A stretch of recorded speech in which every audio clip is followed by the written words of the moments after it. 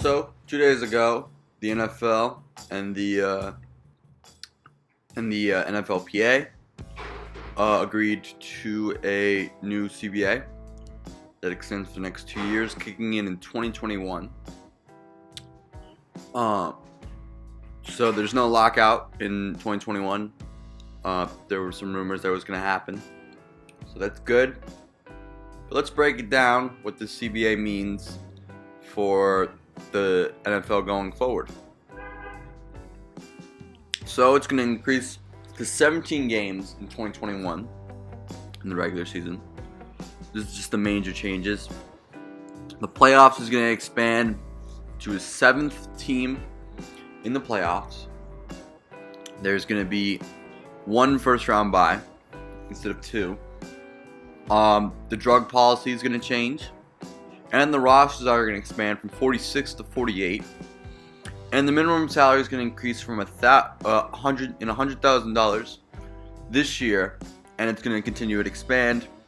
And as the salary cap goes bigger, it's expected to go from 47% of the annual NFL revenue to 48.5% of the NFL revenue. So that's the major changes. Also, marijuana testing is going to change. Overall, the NFL drug policy is going to be more lenient, and it's going to focus more on clinical care rather than just trying to punish them and getting them out of the league. 12. So, what do I think of the changes? Typically, we think it's the strong safeties. I don't like the adding of an extra game. Just because they're already getting through 16 games already, and it's hard enough already. I wish if they added an extra game, they got rid of Thursday nights. That's less money, so it's hard to do that.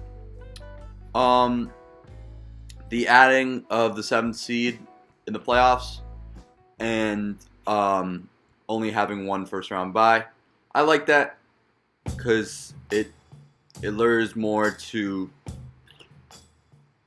1, it gets the extra team in the playoffs. 2,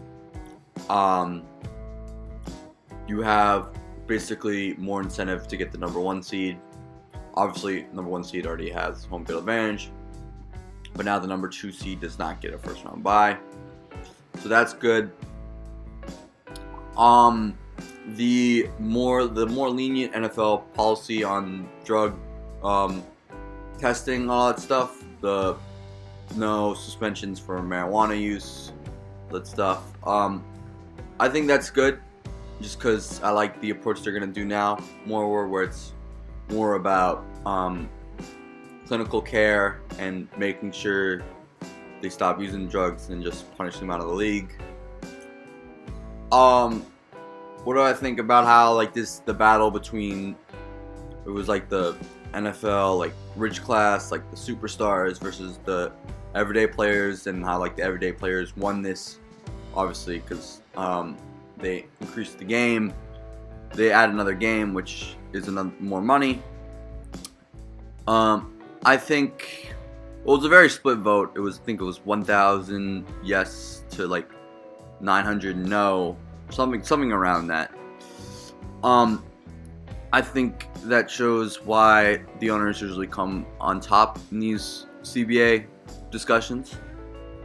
I mean, the NFL the owners won this CBA, even though the middle class of players, the average players, and the players on the fringe of the rosters kind of won the CBA too.